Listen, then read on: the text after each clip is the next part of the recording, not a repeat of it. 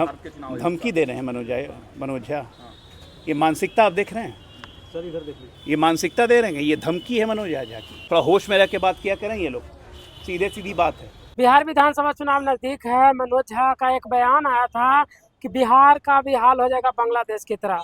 मतलब चुनाव आयोग के लेकर एसआईआर प्रक्रिया को लेकर बार बार आरोप लगाए थे कि बिहार का भी हाल बांग्लादेश की तरह हो जाएगा। वहीं में भाजपा के राष्ट्रीय प्रवक्ता अजय आलोक ने उनका करारा जवाब देते हुए क्या कुछ कहा, जरा सुनिए। चुनाव आयोग का रवैया है तो कहीं बांग्लादेश वाले चुनाव आयोग जैसा हाल ना हो जाए भारत के चुनाव आयोग। धमकी दे रहे हैं मनोज झा। ये मानसिकता आप देख रहे हैं सर, इधर देख लीजिए। ये मानसिकता दे रहे हैं, ये धमकी है मनोज झा की। क्या ये देश में बांग्लादेश वाली हालत लाना चाहते हैं?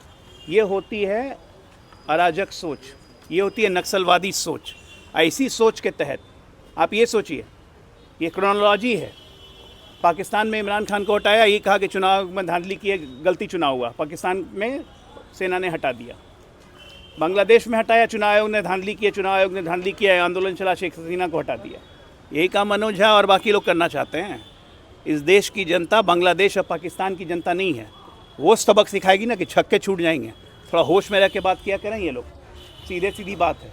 नहीं तो देश की जनता आपके लिए सड़क पे उतरेगी और आपको घर से बाहर निकलना मुश्किल हो जाएगा। अजय जी, पप्पू यादव बोल रहे थे कि इसी वोटर से लोकसभा चुनाव हुए तो प्रधानमंत्री को मैं असंवैधानिक प्रधानमंत्री मानता हूं। हाँ, तो इसी वोटर से 2004 में भी नए एसआईआर पे मनमोहन सिंह का चुनाव हुआ, उसके पहले इंदिरा गांधी का चुनाव हुआ, उसके पहले नेहरू का चुनाव हुआ, राजीव गांधी का चुनाव हुआ, एसआईआर के बाद ही चुनाव हुआ। वो बड़े संवैधानिक प्रधानमंत्री थे। और पप्पू यादव के किसी को असंवैधानिक मानने से कोई असंवैधानिक हो जाएगा? पप्पू यादव ने जीवन में कितना संवैधानिक काम किया है, क्या पूरे बिहार को नहीं पता है और देश को नहीं पता है?